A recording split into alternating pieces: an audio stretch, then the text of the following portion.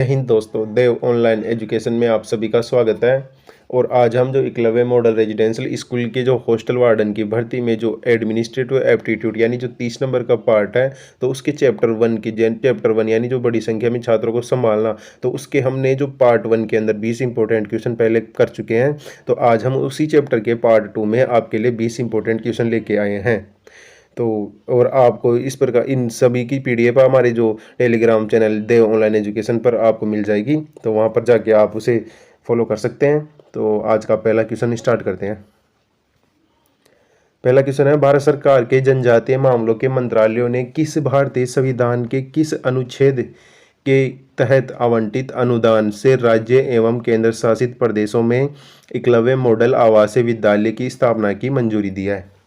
तो option A है अनुच्छेद 332, ऑप्शन बी है अनुच्छेद 275 एक, ऑप्शन सी है अनुच्छेद 266 एक, ऑप्शन डी है अनुच्छेद 46।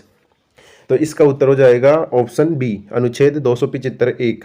तो 275 एक के अंदर ही जो जनजातीय मामलों के मंत्रालय में भारतीय संविधान अनुच्छेद के तहत आवंटित अनुदान, जिसमें जो राज्य और केंद्र शासित प्रदेशों में एकलव्य मॉडल स्कूलों की स्थापना की मंजूरी दी गई है।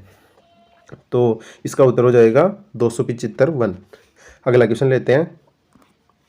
छात्रावास के नियम के अनुसार एक कमरे में कम से कम कितने छात्र या छात्राओं को रखना चाहिए?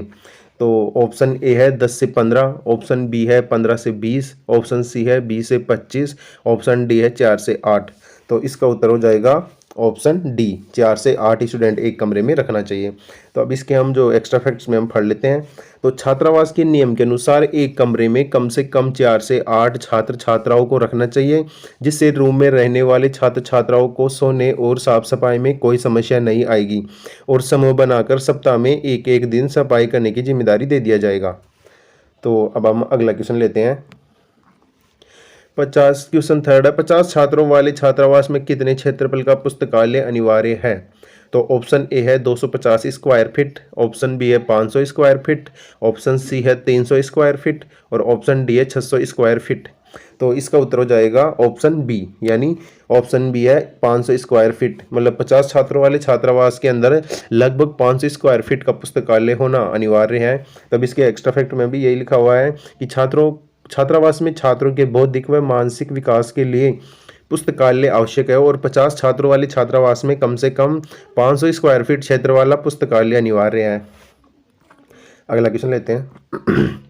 एकलव्य मॉडल आवासीय विद्यालय में हाउस सिस्टम को अपनाने के क्या उद्देश्य हैं? तो ऑप्शन ए है घरेलू जीवन से स्कूली जीवन तक सहज परिवर्तन प्रदान करें, ऑप्शन बी है एक परिस्थितियों बनाए जो बच्चों की मानसिक और भावनात्मक जरूरतें पूरी करें, ऑप्शन सी है सामाजिक जीवन में समायोजन करने में सक्षम होना, ऑप्शन डी है उपयुक्त सभी। तो इसका उत्तर हो जाएगा उपयुक्त सभी। मतलब जो स्कूल के अंदर हाउस सिस्टम मतलब घर का जैसा माहौल बनाने के लिए ऑप्शन ए भी जरूरी है, ऑप्शन बी, ऑप्शन सी, इसके तीनों उत्तर हो जाएंगे। तो अब इसके एक्स्ट्रा फैक्ट में हम पढ़ लेते हैं। एकलव्य मॉडल आवासीय विद्यालय में हाउस सिस्टम को अपनाने का उद्देश्य छात्र का संपूर्ण विकास करना है। इस विद्यालय का वातावरण का निर्माण इस प्रकार से किया गया है कि छात्रों का सामाजिक समायोजन हो सके। तो इसके उत्तर तीन हो जाएंगे, ए भी है, बी भी है और सी भी है। तो अब अगला क्वेश्चन लेते हैं। तो अगला क्वेश्चन है, छात्रावासों की शून्य सहनशीलता नीति में क्या शामिल नहीं है? ऑप्शन ए है बदनामी और उत्पीड़न, ऑप्शन बी है यौन उत्पीड़न और हमला, ऑप्शन सी है मादक द्रव्यों का सेवन, ऑप्शन डी है नैतिकता एवं कदाचार। तो इसका उत्तर हो जाएगा डी, जो छात्रावासों की शून्य सहनशीलता नीति में आती है बदमाशी, उत्पीड़न, यौन उत्पीड़न, हमला, मादक पदार्थों का सेवन। लेकिन जो यहाँ पे ऑप्शन डी है, तो ऑप्शन डी यहाँ पे देख रहे हो नैतिकता और सदाचार, ये ऑप्शन डी जो शून्य सहनशीलता नीति के अंदर नहीं आता है। तो अब इसके जो एक्स्ट्रा फैक्ट में हम पढ़ लेते हैं। शून्य सहनशीलता नीति में किसी संगठन या संस्था द्वारा विशिष्ट प्रकार के कदाचार एवं व्यवहार को शामिल किया जाता है। इस नीति के तहत बदमाशी और उत्पीड़न, यौन उत्पीड़न और हमला, मादक द्रव्यों का सेवन, हिंसा और आक्रामकता, भेदभाव और घृणास्पद भाषण को शामिल किया गया है, जिसे दूर करके छात्रावास में शांति एवं सुरक्षापूर्ण व्यवस्था स्थापित की जा सकती है। तो अब अगला क्वेश्चन लेते हैं। छात्रावास प्रशासन में संलग्न विभिन्न अधिकारियों और कर्मचारियों के कर्तव्य और उत्तरदायित्वों को परिभाषित किया गया है। निम्नलिखित में से कौन सा कर्तव्य वार्डन का नहीं है? तो ऑप्शन ए है छात्रावास का समग्र प्रशासन, ऑप्शन बी है छात्रावास में आकस्मिक समस्याओं के निपटारे की व्यवस्था करना, ऑप्शन सी है छात्रावास में अनुशासन सुनिश्चित करना, ऑप्शन डी है विभिन्न रजिस्टरों और लेजरों को मेंटेन किया जाने की व्यवस्था करना। तो इसका उत्तर हो जाएगा ऑप्शन डी, विभिन्न रजिस्टरों और लेजरों को मेंटेन किया जाने की व्यवस्था करना। अब एक्स्ट्रा फैक्ट में हम पढ़ लेते हैं। छात्रावास प्रशासन में संलग्न विभिन्न अधिकारियों और कर्मचारी के कर्तव्य और उत्तरदायित्व में वर्णन का कर्तव्य नियमन है। तो पहला है छात्रावास का समग्र प्रशासन, छात्रावास में आकस्मिक समस्याओं के निपटारे की व्यवस्था करना, छात्रावास में प्रशासन तथा छात्रों से संबंधित डेटा का संधारण, छात्रावास में अनुशासन सुनिश्चित करना, छात्रावास में खेलकूद या सांस्कृतिक गतिविधियों के आयोजन की निगरानी करना। तो अगला क्वेश्चन लेते हैं अब। हॉस्टल वार्डन का मुख्य कार्य क्या नहीं है? तो ऑप्शन ए है हॉस्टल की देखभाल करना, ऑप्शन बी है छात्र छात्राओं के खाने पीने की चीज़ों का ध्यान रखना, ऑप्शन सी है हॉस्टल के टाइम टेबल की देखरेख करना, ऑप्शन डी है शिक्षक कमेटी की जांच करना। तो इसका उत्तर हो जाएगा ऑप्शन डी, यानी शिक्षक कमेटी की जांच करना। तो मतलब जो हॉस्टल वार्डन का मुख्य कार्य तो ये ऊपर लिखा हुआ ही है, जो हॉस्टल की देखभाल करना और छात्रों को खाने पीने की चीज़ों का ध्यान रखना, हॉस्टल के टाइम टेबल की देखरेख करना। लेकिन जो शिक्षक कमेटी है ये स्कूल प्रधानाचार्य का कार्य होता है, जो मतलब शिक्षकों की कमेटी की मतलब उनकी देखरेख, उनकी निगरानी, शिक्षक किस प्रकार टाइम टेबल, उनका सारा कार्य प्रिंसिपल का होता है या प्रधानाचार्य, आप जो भी बोलो। तो अब इसके हम एक्स्ट्रा फैक्ट में हम पढ़ लेते हैं। हॉस्टल वार्डन का मुख्य कार्य क्या होता है? तो हॉस्टल की देखभाल करना, हॉस्टल में खाने पीने की उचित व्यवस्था करना, हॉस्टल के टाइम टेबल की देखरेख करना, छात्रावास में विद्यार्थियों की मॉनिटरिंग करना। अब हॉस्टल में स्वच्छता का ध्यान रखना, जबकि शिक्षक कमेटी की जांच करना विद्यालय के प्रधानाचार्य का कार्य होता है। तो अगला क्वेश्चन लेते हैं अब। एक वार्डन छात्रावास में छात्रों के व्यक्तिगत विकास में कैसे योगदान कर सकता है? तो ऑप्शन ए है शिक्षा पर ध्यान केंद्रित करने के लिए पाठ्येतर गतिविधियों में छात्रों की भागीदारी को प्रतिबंधित करना, ऑप्शन बी है कौशल निर्माण कार्यशाला और व्यक्तिगत विकास सत्रों के लिए अवसर प्रदान करना, ऑप्शन सी है छात्रों के हितों की अनदेखी करना, ऑप्शन डी है छात्रों के शौक और रचनात्मक कार्य करने में हतोत्साहित करना। तो इसका उत्तर हो जाएगा ऑप्शन बी, कौशल निर्माण कार्यशाला और व्यक्तिगत विकास सत्रों के लिए अवसर प्रदान करना। तो इसका उत्तर हो जाएगा बी। तो अब अगला क्वेश्चन लेते हैं। वर्तमान में देश भर में कितने EMRS यानी एकलव्य मॉडल रेजिडेंशियल स्कूल कार्यरत हैं? तो ऑप्शन ए है 350, ऑप्शन बी है 360, ऑप्शन सी है 382, ऑप्शन डी है 401। तो यहाँ पर उत्तर हो जाएगा ऑप्शन डी। तो वर्तमान में देश, अब एक्स्ट्रा फैक्ट में हम देख लेते हैं। वर्तमान में देश भर में 401 EMRS कार्यात्मक स्कूल है जो स्थापित है, और यह खेल और कौशल विकास में प्रशिक्षण प्रदान करने के अलावा स्थानीय कला और संस्कृति के संरक्षण के लिए विशेष अत्याधुनिक सुविधाओं पर ध्यान केंद्रित करता है। अगला क्वेश्चन लेते हैं अब। अगला क्वेश्चन है छात्रावास के समग्र वातावरण को बेहतर बनाने के लिए वार्डन को क्या करना चाहिए? ऑप्शन ए है छात्रों के बीच आपसी सम्मान और विचारधारा को प्रोत्साहित करने का प्रयास, ऑप्शन बी है सर्वांगीण विकास के लिए शैक्षणिक के अतिरिक्त अन्य पहलुओं पर ध्यान देकर, ऑप्शन सी है छात्रों के मध्य टीम भावना को प्रेरित करके, ऑप्शन डी है उपयुक्त सभी। तो इसका उत्तर हो जाएगा उपयुक्त सभी। मतलब छात्रावास के समग्र वातावरण को बेहतर बनाने के लिए वार्डन क्या क्या कर सकता है? तो छात्रों के बीच आपसी सम्मान और विचारधारा को प्रोत्साहित कर सकता है, और सर्वांगीण विकास के लिए शैक्षणिक के अतिरिक्त अन्य पहलुओं पर भी ध्यान दे, और छात्रों के मध्य टीम की भावना को प्रेरित करना। तो ये इन प्रकार कार्य से एक समग्र वातावरण को बेहतर बनाया जा सकता है। तब इसके जो एक्स्ट्रा फैक्ट में हम पढ़ लेते हैं। छात्रावास के समग्र वातावरण को बेहतर बनाने के लिए वार्डन द्वारा छात्रों के मध्य आपसी सम्मान और विचारशीलता को प्रोत्साहित करने का प्रयास करना चाहिए। साथ ही सर्वांगीण विकास के लिए शैक्षणिक गतिविधियों जैसे खेलकूद, शारीरिक व्यायाम, योग का आयोजन भी करना चाहिए। इससे उनके व्यक्तित्व में टीम भावना का विकास होता है। अगला क्वेश्चन लेते हैं। वार्डन द्वारा छात्रों को छात्रावास के कमरों के आवंटन को प्रभावी ढंग से कैसे लागू किया जा सकता है? तो ऑप्शन ए है छात्रों को गुट बनाने और एक कमरे में एक साथ रहने के लिए प्रोत्साहित करना, ऑप्शन बी है कमरे का आवंटन करते समय छात्रों की प्राथमिकता और अनुकूलता को ध्यान में रखना, ऑप्शन सी है छात्रों को बिना किसी दिशा निर्देश के अपने रूममेट चुनने की अनुमति देना, ऑप्शन डी है छात्रों को प्राथमिकताओं पर विचार के बिना ऐच्छिक रूप से कमरा आवंटित करना। तो इसका उत्तर हो जाएगा ऑप्शन बी। कमरे का आवंटन करते समय छात्रों की प्राथमिकता और अनुकूलता को ध्यान में रखना। मतलब जब भी वार्डन अगर कमरे का आवंटन कर रहा है छात्रों के लिए, तो वहां पर बच्चे की प्राथमिकता भी ली जाए कि बच्चे को भी, मतलब जो स्टूडेंट को उसके अंदर, छात्रों को उसके कमरे के अंदर कंफर्ट फील हो और उनके मतलब उनकी राय के अनुसार ही उनको कमरे आवंटन करनी चाहिए। तो अब अगला क्वेश्चन लेते हैं। तो इसका उत्तर तो बी हो जाएगा। तो अब हम अगला क्वेश्चन लेते हैं। छात्रावास में प्रत्येक छात्र के लिए कमरे का कितना क्षेत्रफल आवश्यक है? तो ऑप्शन ए है 20 स्क्वायर फीट, ऑप्शन बी है 50 स्क्वायर फीट, ऑप्शन सी है 60 स्क्वायर फीट, ऑप्शन डी है 100 स्क्वायर फीट। तो इसका उत्तर हो जाएगा ऑप्शन बी 50 स्क्वायर फीट। तो इसका उत्तर हो जाएगा 50 स्क्वायर फीट, यानी इसका उत्तर हो जाएगा बी। तो छात्रावास में प्रत्येक छात्र के लिए कमरे का 50 स्क्वायर फीट क्षेत्रफल आवश्यक है और प्रत्येक 50 छात्रों के लिए 25 स्क्वायर फीट के 5 स्नानघर यानी बाथरूम होने चाहिए और 25 स्क्वायर फीट के 8 टॉयलेट होने चाहिए 50 छात्रों के लिए, और 500 स्क्वायर फीट ऑफिस एरिया होना चाहिए और 120 स्क्वायर फीट की काउंसलिंग और गाइडेंस रूम की आवश्यकता होती है एक 50 छात्रों वाले छात्रावास के अंदर।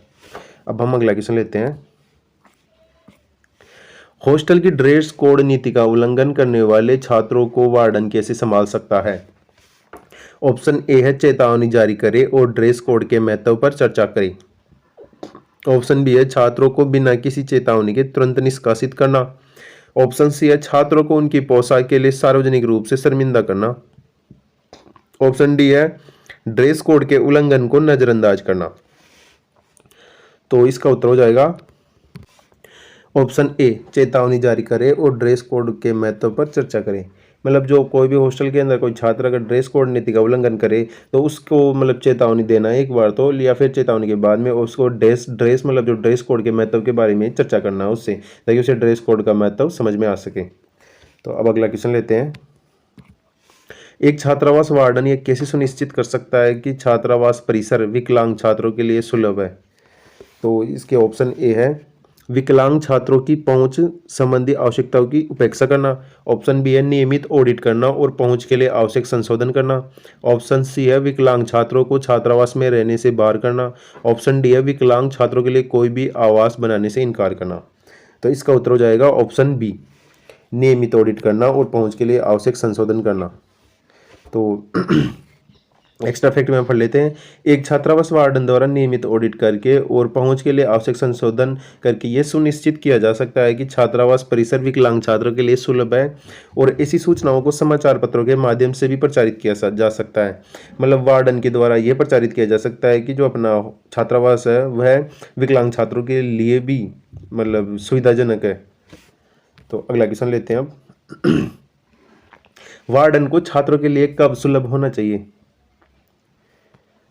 ऑप्शन ए है दिन के विशिष्ट घंटे, ऑप्शन बी है केवल कार्य दिवसों पर, ऑप्शन सी है केवल भोजन के समय, ऑप्शन डी है आवश्यकता अनुसार जब भी छात्रों की सहायता की आवश्यकता हो। तो इसका उत्तर हो जाएगा ऑप्शन डी, मतलब आवश्यकता अनुसार जब भी छात्रों की सहायता की जरूरत हो तो वार्डन की सहायता कर सकता है। मतलब किसी भी प्रकार की सहायता हो सकती है वो, लेकिन वार्डन को पूरी जिम्मेदारी बच्चों की निगरानी और उनकी जिम्मेदारी होती है, और उनकी सुरक्षा की और खाने पीने सभी प्रकार की जिम्मेदारी वार्डन की होती है। तो जब भी अगर बच्चों को, अगर छात्रों को अगर वार्डन की आवश्यकता है, उनकी हेल्प की जरूरत पड़ी, तो उनको वार्डन को उनकी पूरी मदद करनी होगी। तो इसका उत्तर ऑप्शन डी हो जाएगा। अब हम एक्स्ट्रा फैक्ट में हम पढ़ लेते हैं। वार्डन को छात्रों के लिए सहायता है तो आवश्यकता अनुसार सुलभ होना चाहिए, वह आवश्यकता दिन में हो या रात में, क्योंकि छात्रावास वार्डन का मुख्य कर्तव्य छात्रों की सुरक्षा और उनका संरक्षण है। तो अगर वार्डन की पूरी जिम्मेदारी होती है, अगर बच्चों को अगर किसी प्रकार की दिन हो या रात में, उनको सभी प्रकार की मदद करना आवश्यक वार्डन का मुख्य कर्तव्य है। तो अब अगला क्वेश्चन लेते हैं।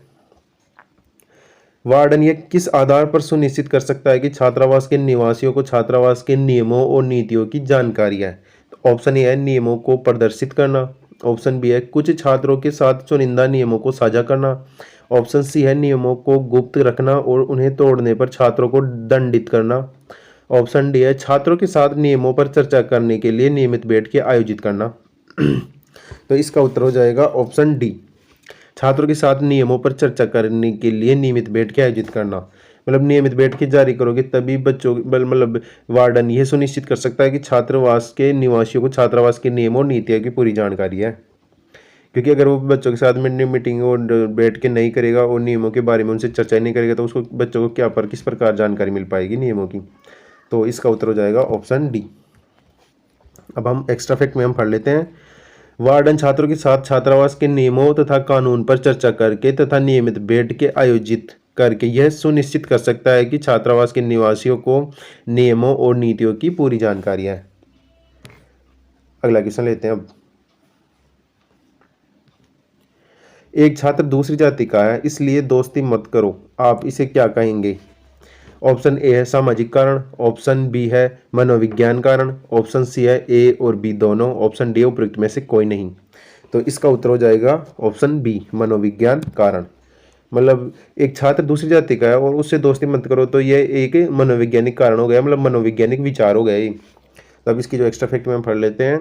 विद्यार्थी दूसरी जाति का है इसलिए मित्रता न करे, यह उसकी मनोवैज्ञानिक सोच है जो कि उसकी संकुचित मानसिकता को प्रदर्शित करता है। अब हम अगला क्वेश्चन लेते हैं। निम्नलिखित में से कौन सा कार्य प्रशासनिक वार्डन का है? ऑप्शन ए है छात्रावास के कमरों का आवंटन, ऑप्शन बी है अनाधिकृत व्यक्ति को अपने कमरे में रहने की अनुमति देने पर छात्रावासी पर अनुशासनात्मक कार्यवाही, ऑप्शन सी है अर्थदंड लगाने का अधिकार, ऑप्शन डी है उपयुक्त सभी। तो इसका उत्तर हो जाएगा ऑप्शन डी उपयुक्त सभी। मतलब कौन सा कार्य प्रशासनिक वार्डन का है? तो प्रशासनिक वार्डन का कार्य कमरों का आवंटन करना भी होता है और अनाधिकृत व्यक्ति को अपने कमरे में रहने की अनुमति देने पर छात्रावासी को अनुशासनात्मक कार्यवाही भी कर सकता है और अर्थदंड लगाने का अधिकार भी होता है। मतलब प्रशासनिक अधिकारी के सभी कार्य होते हैं। और हम जो एक्स्ट्रा फैक्ट में इसके मुख्य कार्य और देख लेते हैं। विद्यार्थियों की संख्या के अनुसार प्रत्येक छात्रावास में प्रशासनिक वार्डन होंगे जिनमें प्रमुख कार्य निम्नलिखित हैं। छात्रावास के कमरों का आवंटन करना, अनुशासन बनाए रखना, उनकी सांस्कृतिक गतिविधियों का पर्यवेक्षण करना, अनाधिकृत व्यक्ति को अपने कमरे में रहने के अनुमोदित देने पर छात्रावासी विद्यार्थी को जुर्माना एवं अनुशासनात्मक कार्यवाही कर सकता है। मतलब प्रशासनिक वार्डन ये कार्य कर सकता है। अब हम अगला क्वेश्चन लेते हैं। छात्रावासों में कमरे के आवंटन को किसके आदेश पर विशेष परिस्थितियों में बदला जा सकता है? तो ऑप्शन ए है ट्रस्टी के आदेश पर, ऑप्शन बी है छात्र नेता के आदेश पर, ऑप्शन सी है वार्डन के आदेश पर, ऑप्शन डी है इनमें से कोई नहीं। तो इसका उत्तर हो जाएगा ऑप्शन सी वार्डन के आदेश पर। मतलब वार्डन के आदेश पर छात्रावास के कमरे का आवंटन मतलब विशेष परिस्थितियों में बदला जा सकता है। तो एक्स्ट्रा फैक्ट में हम पढ़ लेते हैं। जो छात्रावासों में कमरे के आवंटन को वार्डन के आदेश पर विशेष परिस्थितियों में बदला जा सकता है। साधारणतः एक बार आवंटन के बाद कमरे को एक शैक्षणिक वर्ष के लिए नहीं बदला जाता है। कभी कभी वार्डन अधिक छात्र की क्षमता वाले कमरे का भी आवंटन कर सकता है। नेक्स्ट क्वेश्चन लेते हैं। छात्रावास प्रबंधन समिति में कितने प्रतिशत छात्र होने चाहिए? ऑप्शन ए है 110%, ऑप्शन बी है 60%, ऑप्शन सी है 50%, ऑप्शन डी है 25%। तो इसका उत्तर हो जाएगा ऑप्शन सी, यानी जो छात्रावास प्रबंधन समिति है उसमें 50% छात्र होना अति आवश्यक है। अब इसके जो एक्स्ट्रा फैक्ट में हम पढ़ लेते हैं। प्रत्येक आवासीय शैक्षणिक संस्थानों को प्रत्येक वर्ष प्रवेश के 1 माह के भीतर छात्रावास प्रबंधन समिति का गठन करना होता है। इस समिति में 50% तो छात्र शामिल होते हैं, 25% प्रबंधन के प्रतिनिधि व 25% अध्यापक शामिल होते हैं। तो आज की क्लास यहीं समाप्त होती है। अगर आपको इस क्लास के अंदर आपको जानकारी अच्छी लगे तो वीडियो को लाइक करें और चैनल को सब्सक्राइब करें। और आपको इस चैनल के माध्यम से एकलव्य मॉडल रेजिडेंशियल स्कूल की जो हॉस्टल वार्डन की जो ये क्लासें लगातार आपको मिलती रहेगी। तो आपको अगर क्लासें अच्छी लगी तो वीडियो को लाइक करें और चैनल को सब्सक्राइब करें। धन्यवाद।